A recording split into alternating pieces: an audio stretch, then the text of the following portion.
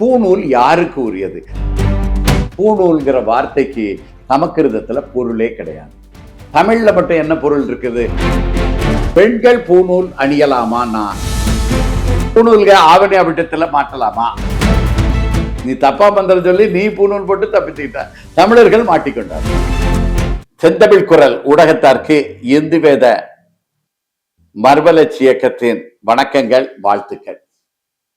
ஆவணி மாதத்துல வரக்கூடிய முதன்மையான பண்டிகைகள்ல ஒண்ணு இந்த ஆவணி அவிட்டம். சித்தர்கள் இந்த ஆவணி அவிட்டத்தை பற்றி என்ன சொல்கிறார்கள், பூணூலை பற்றி என்ன சொல்கிறார்கள், இதை நம்ம பார்க்க வேண்டும். சித்தர்கள் இந்த பூணூல் அணியும் மரபு ஒரு குறிப்பிட்ட இனத்திற்கு மட்டும்தான், அதாவது சரியா சொல்லணும்னா பிற மண்ணினரான பிராமணர்கள் மட்டும்தான் அணிய வேண்டும் அப்படிங்கிற ஒரு கருத்து சமுதாயத்தில் நிலைத்து கொண்டிருக்கிறது. அது மிக மிக தவறான கருத்தாகும்.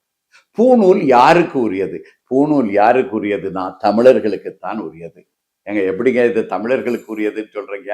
பெரும்பாலான தமிழர்கள் இதை பூணூல் அணிகிறதே இல்லையே. ஆசாரியார்கள் அணிகிறார்கள், இந்த மாதிரி வேளாளர்கள் அணிகிறார்கள், இதே மாதிரி குறிப்பிட்ட சமூகத்தவர்கள் தான் அணிகிறார்களே. நீங்க எப்படி இது தமிழர்களின் மரபுல பூணூல் இருக்கிறது அப்படின்னு சொல்றீங்கன்னா, ரெண்டு ஆதாரம் பாருங்க. பூணூல் என்றால் என்ன பொருள்? இதற்கு சமஸ்கிருதத்துல பொருள் இருக்குதா? அவங்க என்ன சொல்லுவாங்க? உபநயனம் அப்படின்ட்டு தான் சொல்லுவாங்க. இது புதிதாக ஒரு கண்ணை திறக்கிறது, பிரம்மச்சாரி ஆகிறது, இப்படி எல்லாம் அது ஆரியர்களின் வேத வழியில சொல்லப்படுகிறது. பூணூல்ங்கிற வார்த்தைக்கு சமஸ்கிருதத்துல பொருளே கிடையாது. தமிழ்ல மட்டும் என்ன பொருள் இருக்குது? பூண் கூட்டல் நூல். பூண், அதாவது பூன்னா என்ன?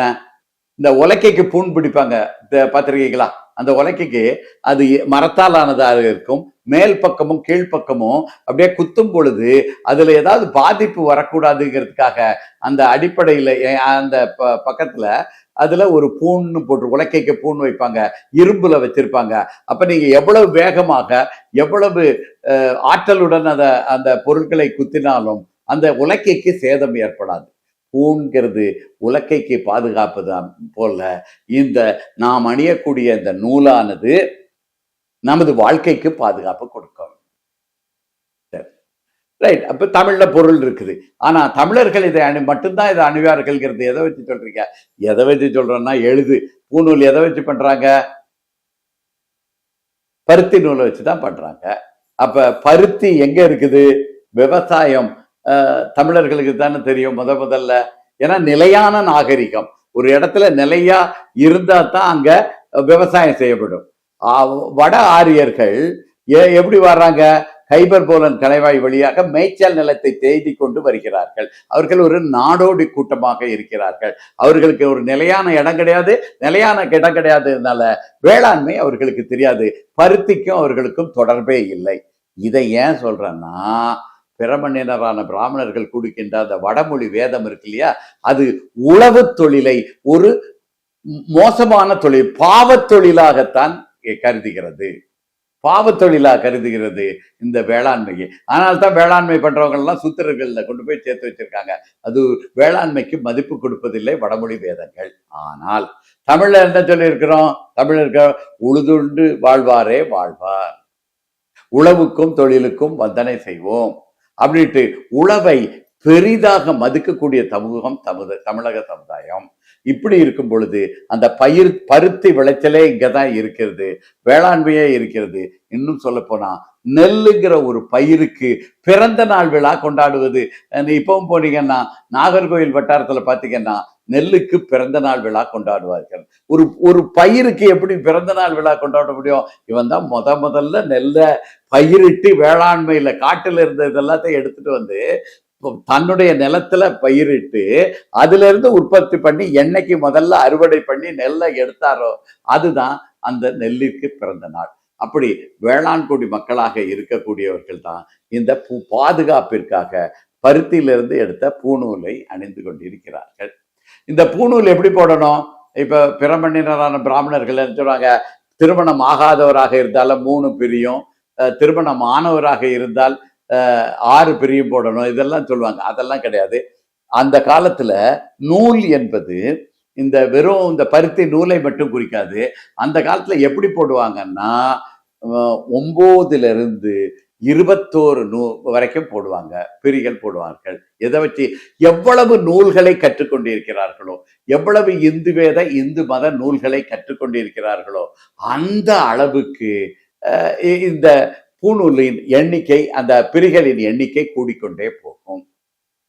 இதுவுமே தமிழர்களின் பூநூல் தமிழர்களுக்கு மட்டும்ங்கிறதுக்கு மற்றும் ஒரு எடுத்துக்காட்டு. ஏன்னா கிபி 2ஆம் நூற்றாண்டுல தான் சமஸ்கிருதத்திற்கு வரி வடிவம்னு ஒண்ணு கிடைக்கிறது.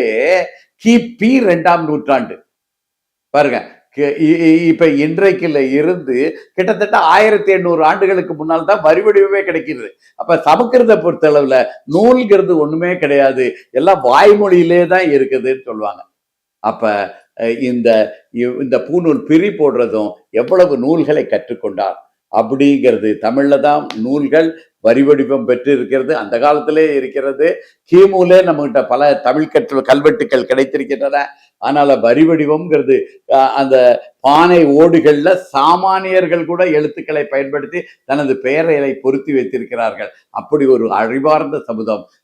அந்த அறிவார்ந்த சமூகத்திற்கு எழுத்துக்கள், அந்த மொழிக்கு, தமிழ் மொழிக்கு எழுத்துக்கள் தொன்று தொட்டே இருந்திருக்கின்றன.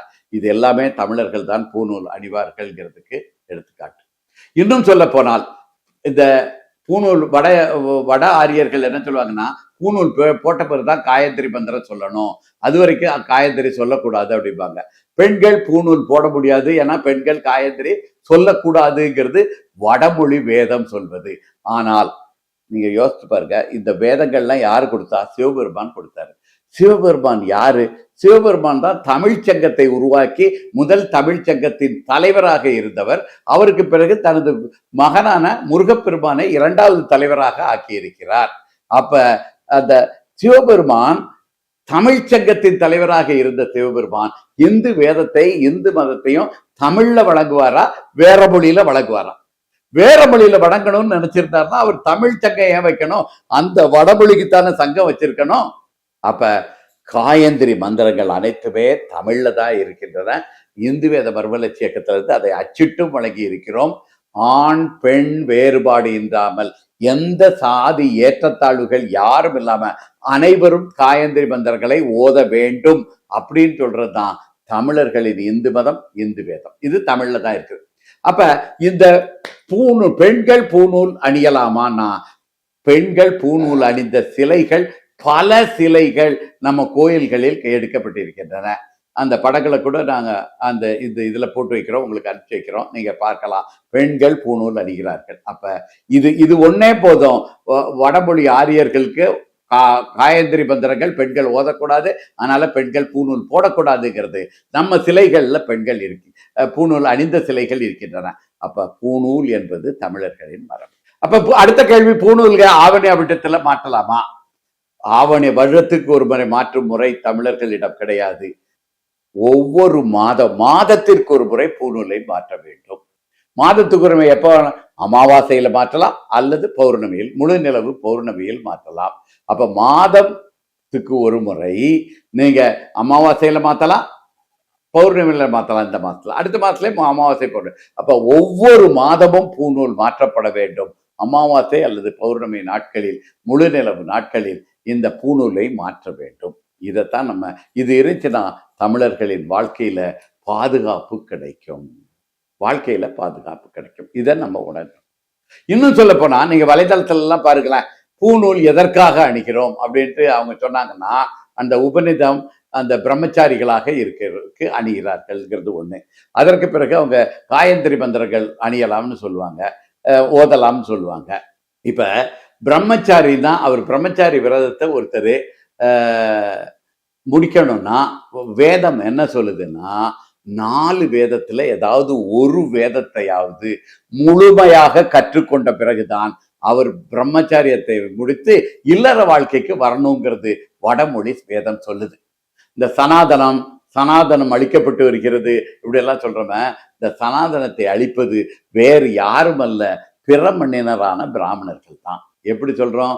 இன்னைக்கு 1999 பேர் எடுத்துக்கிட்டீங்கன்னா, யாராவது திருமணத்திற்கு முன்னாடி எனக்கு இந்த வேதம் தெரியும், முழுமையாக தெரியும் அப்படின்ட்டு 1000ல் ஒருத்தர் எங்கேயாவது இருக்கலாமே தவிர வேறு 999 பேருக்கு அந்த வேதம் முழுமையாக கற்றுக்கொள், ஏதாவது ஒரு வேதத்தை தான் சொல்லுது, 4 வேதம் இருந்தாலும் சரி, அந்த ஒரு வேதத்தையும் அவர்கள் கற்றுக்கொள்ளவில்லை.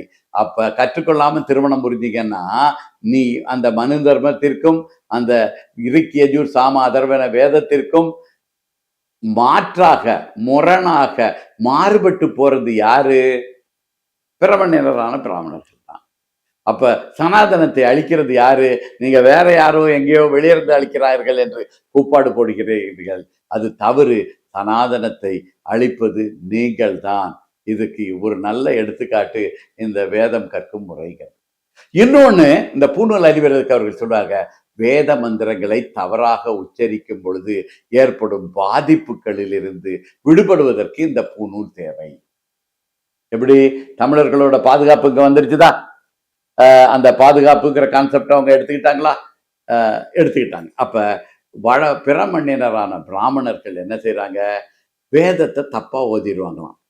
அப்படி தப்பா ஓதுறதுல பாதிப்பு அவர்களுக்கு வரக்கூடாதான். என்னங்க நம்ம இதை பொறுத்தளவில் நான் வடமொழி ஆரியர்களையும் பிறமண்ணினரையும் நான் குறை சொல்ல மாட்டேன். தமிழர்களைத்தான் இந்த வகையில நான் குறை சொல்லுவேன். ஏன்னா பாருங்க, அந்த திருமணத்திற்கு ஓதப்படும் மந்திரங்கள், கருமாதிக்கு ஓதப்படுகின்ற மந்திரங்கள் எவ்வளவு அருவருக்கத்தக்க ஒரு பொருளை தருகின்றன. நமது வீட்டு பெண்களையும் தாய்மார்களையும் எவ்வளவு கேவலமாக பேசுகிறதுங்கிறது தெரிஞ்ச பிறக்கும் நம்ம அதே பிறமண்ணினரான பிராமணர்களை வச்சு தானே திருமணம் நடத்துகிறோம், அவர்களை வச்சு தானே சடங்குகள் நடத்துகிறோம், கருமாதி இறப்பு சடங்குகள் நடத்துகிறோம், ஒரு பால்காய்ப்பு விழா எதுனாலும் அவங்கள வச்சு தானே நடத்துகிறோம். அப்போ நம்ம தானே வீழ்ச்சி அடையணும். சரி, இருக்கு. இதே மாதிரி அவர்களே சொல்றார்கள், பூநூல்கள் ஏன் போடுகிறோம் என்றால் நாங்க வேத மந்திரங்களை தப்பா சொல்கிறோம்.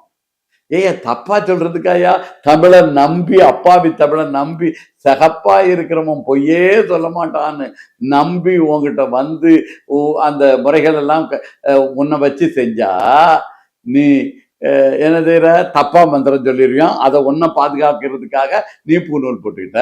சரி, அப்ப இந்த தப்பா மந்திரம் சொல்றதுனால அந்த வீட்டுக்கு புதுமனை புகுவிழாவில் வீட்டுக்கு ஏற்பட்ட பாதிப்பை யார் நீக்கிறது?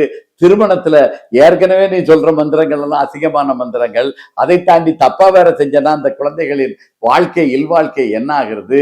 இறந்தவர்களுக்கு தப்பா நீ மந்திரம் சொன்னா அவர்களது அடுத்த பிறவிக்குண்டான வழிவகைகள்ல எவ்வளவு பாதிப்புகள் ஏற்படும்? நீ தப்பா மந்திரம் சொல்லி நீ பூநூல் போட்டு தப்பித்துக்கிட்ட, தமிழர்கள் மாட்டிக்கொண்டார்கள். சரி, இதுல எச்சரிக்கையாக இருக்க வேண்டியவர்கள் யாரு? நம்ம தான். எத்தனை காலத்துக்கு தான் பிறமணினரான பிராமணர்களை குறை சொல்லிக்கிட்டே இருக்க போறோம்? ஏராளமான முந்திதான் தெரியாம இருந்துச்சு. இப்ப இந்து வேத மறுமலர்ச்சி இயக்கமும் பல்வேறு இயக்கங்கள் ஊடகத்துல பல இடங்கள்ல கோடிக்கணக்கில் இந்த பதிவுகளும் ஷேரிங்கும் ஆயிருக்குது. அவ்வளவு இருந்த பிறகும் நான் அவனை வச்சுதான் பண்ணுவேன்னா, அவன் தப்பா செஞ்சானா அனுபவிக்க வேண்டியதுதான். நான் என்ன சொல்றது? அதனால தமிழர்கள் எச்சரிக்கையாக இருக்க வேண்டும். இதை தமிழர்கள் புரிந்து கொண்டோம் என்றால் நாம் ஒவ்வொரு தமிழனும் இந்த பூநூலை மாதம் ஒரு முறை அமாவாசையிலேயோ பௌர்ணமியிலேயோ மாற்றிக்கொண்டு வளமான ஒரு வாழ்க்கையை பெற்று பாதுகாப்பான வாழ்க்கையை பெற வேண்டும்ங்கிறது தான் இந்து வேத மறுமலர்ச்சி இயக்கத்தின் நோக்கம். அதனால யார் தமிழர்கள் எங்களுடைய அருளாட்சி திருச்சபைங்கிறது எங்களோட யூடியூப் சேனல், அதிலே எங்களோட புலன எண்கள் எல்லாம் இருக்கின்றன, வாட்ஸ்அப் எண்கள் இருக்கின்றன. அங்கே அனுப்புனா மாதம் ஒரு முறை எப்படி பூநூல் மாற்றுறது, முறைகள் எல்லாமே, மந்திரங்கள் எல்லாமே இலவசமாக உங்களுக்கு அனுப்ப தயாராக இருக்கிறோம். அதனால இந்து வேத மறுமலர்ச்சி இயக்கத்தை பயன்படுத்தி கொண்டு இந்த ஆவணி அவிட்டத்தோடாவது விழிப்புணர்வு பெற்று ஒவ்வொரு மாதமும் பூநூலை ஆண் பெண் வேறுபாடு இன்றி, சாதி வேறுபாடு இன்றி அணிந்து பாதுகாப்புகளை பெறுவோம். முறையான வழிபாட்டு முறைகளை தெரிந்து கொள்வோம். அதற்கு இந்து வேத மறுமலர்ச்சி இயக்கத்தின் வணக்கங்கள், வாழ்த்துக்கள். ஓம் திருச்சிற்றம்பலம். ஓம்.